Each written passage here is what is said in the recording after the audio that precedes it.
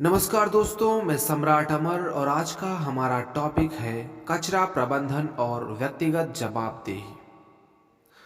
प्रदूषण फैलाकर धरती के रंग उड़ाने की बात हो या सहेजने योग्य सेवाओं वस्तुओं की फिजूल खर्ची, हाल के वर्षों में बदलती जीवन शैली में इंसान का खुशियां मनाने का अंदाज भी पर्यावरण को नुकसान पहुंचा रहा है।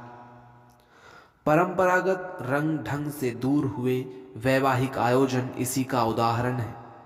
शादी समारोहों के सामाजिक पारिवारिक आयोजनों के नए अंदाज ने इन्हें कचरा फैलाने वाले कारज बना दिया है। अनगिनत व्यंजन परोसे जाने से लेकर साज सज्जा तक ऐसे अवसरों पर जूठन, कागज, प्लास्टिक और बचे हुए खाने को यहाँ वहाँ फेंकना जल, थल और वायु प्रदूषण का अहम कारण बन गया है। शादी समारोहों से निकले अपशिष्ट का सही ढंग से निपटारा न होने के चलते यह कई बीमारियों की भी वजह बन रहा है। गौरतलब है कि देश के सबसे अच्छे शहरों में शुमार इंदौर में पर्यावरण की सुरक्षा के लिए एक जरूरी पहल की गई है। अपने परिवेश को स्वच्छ रखते हुए पर्यावरण को बचाने के लिए उठाए जा रहे कदमों के तहत यहाँ शून्य अपशिष्ट शादियों का नया चलन शुरू होना एक सकारात्मक बदलाव है। इस परिकल्पना के मुताबिक अब शहर में आयोजित विवाह समारोहों में अपशिष्ट का उत्सर्जन कम से कम रखने के कदम उठाए जा रहे हैं। अन्न जल बचाने से लेकर कूड़ा करकट न फैलाने तक किए जा रहे जतन वाकई जरूरी है। साथ ही पर्यावरण को दम घोंटू और अस्वच्छ होने से बचाने के लिए भी ऐसे कदम उठाए जाने आवश्यक है।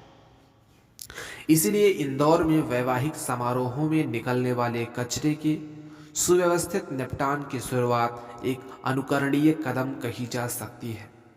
दरअसल हमारे देश में अन्न जल जैसी अनमोल चीजों की कमी एक बड़ी वजह इनका अपव्यय भी है। पर्यावरण प्रदूषण के कारणों में भी सार्वजनिक ही नहीं व्यक्तिगत और पारिवारिक वजहें भी शामिल हैं। दिखावटी बनावटी शादी समारोह इसी का हिस्सा है। हाल के वर्षों में आम परिवार भी बड़े स्तर पर ऐसे आयोजन करने लगे हैं। कई तरह की जरूरी गैर जरूरी तैयारियों और सज धज का मेल कूड़ा फैलाने का जरिया बन गए। यह दुखद है कि पहले से ही कचरे से अटे हमारे शहरों में शादियों के मौसम में हर गली हर सड़क कूड़े के अतिरिक्त बोझ से लद जाती है। चमचमाती सज धज वाली शादी सभागृहों के बाहर का दृश्य वाकई तकलीफ देह होता है। लाखों करोड़ों रुपए खर्च कर शाही अंदाज में ऐसे आयोजन करने वाले परिवार भी इस मामले में अपनी उचित जिम्मेदारी नहीं निभाते। नतीजतन दुर्गंध और यहाँ वहाँ फैला गीला सूखा कचरा खुशियां मनाते हुए अपनी जिम्मेदारी भूल जाने की तस्दीक करता नजर आता है। भोजन की बर्बादी सीधे सीधे पानी की फिजूल खर्ची से भी जुड़ी हुई है। शादी ब्याह के मौसम में सैकड़ों टन खाना बर्बाद होता है। ऐसे में यह परोक्ष रूप से अनाज की पैदावार में लगने वाले जल का व्यर्थ जाना ही है। शादियों में थर्मोकोल, प्लास्टिक और कई दूसरी चीजों का कचरा भी खूब निकलता है। इस तरह इंदौर में शून्य अपशिष्ट शादियों की परिकल्पना के तहत वैवाहिक आयोजनों में स्वच्छता सूत्र के आधार पर काम किया जाना सार्थक पहल है। शहर में कचरा प्रबंधन स्टार्टअप स्वाहा के मुताबिक इन्हीं दिनों 2 शून्य अपशिष्ट शादियां करवाई जा चुकी हैं और आने वाले समय में ऐसे करीब 200 शादियां कराने की योजना है। इस तरह ये आयोजन कचरे के ढेर बढ़ाने के बजाय उनमें शामिल हो रहे लोगों की स्वच्छता का सार्थक संदेश भी दे रहे हैं। इन समारोहों के माध्यम से यह समझने वाला पक्ष है कि सरकारी प्रयासों से इतर आमजन भी अपनी जवाबदेही से धरती के रंग बचाने की कोशिशों का हिस्सा बन सकते हैं। कहना गलत ना होगा कि दिखावे का प्रतिमान बनते शादी समारोह पर्यावरण प्रदूषण के हर मोर्चे पर एक बड़ा जोखिम बन गए हैं। साल दर साल बढ़ती जा रही चमक धमक और यूज एंड थ्रो उत्पादों की संस्कृति हमें विस्फोटक स्थिति में ले आई है। ऐसे आयोजनों के कारण न केवल गीला और सूखा कूड़ा बढ़ रहा है, बल्कि नालों नदियों में बहाए जाने वाले भोज्य पदार्थों से वायु प्रदूषण भी फैल रहा है। परिवेश में गंदगी और हवा में बदबू का यह मेल वाकई घातक है।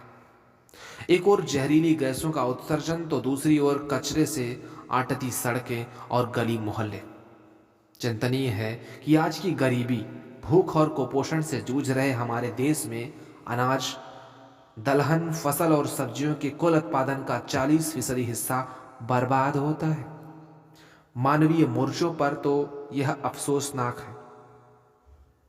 अफसोसनाक है ही, आर्थिक रूप से भी यह अपव्यय का बाजार मूल्य हजारों करोड़ रुपए का है। हमारे देश में हर गीले, सूखे और यहाँ तक कि इलेक्ट्रॉनिक कचरे का सही निपटान एक बड़ी समस्या बना हुआ है। ऊपर से आज की बढ़ती जरूरतें और बदलती जीवन शैली तो कूड़ा करकट बढ़ाने वाली है।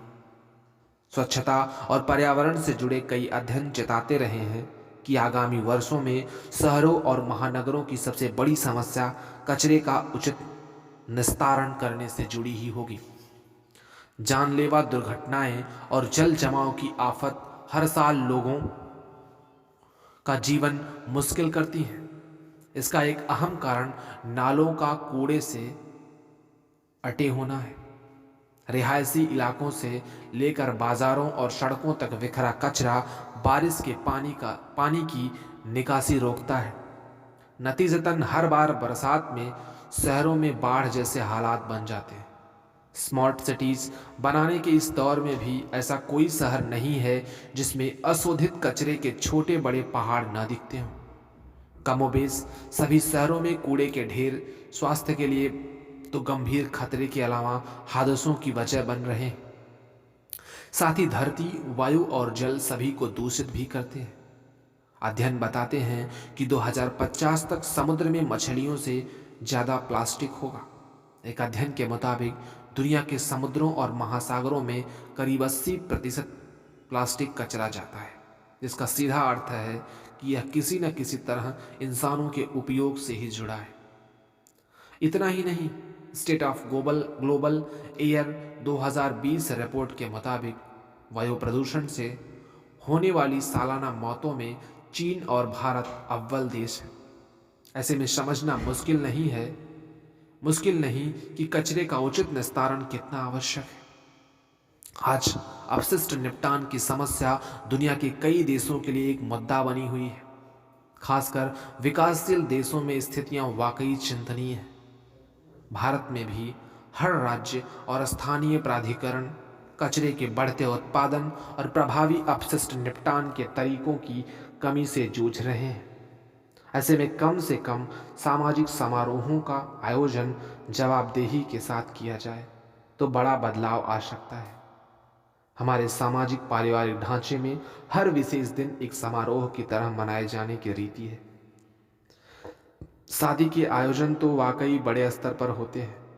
यह सुखद है कि ऐसे आयोजन समाज को जोड़ कर रखते हैं, सामाजिक संबंधों का पोषण करते हैं।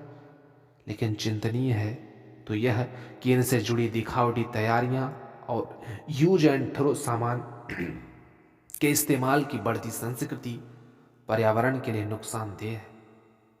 सेहत से जुड़ी समस्याओं के इस दौर में हमें समझना होगा कि बात चाहे दम घोंटू हवा की हो या दूषित पानी की, पर्यावरण का प्रदूषण हमारे जीवन को किसी न किसी रूप में प्रभावित करता ही है।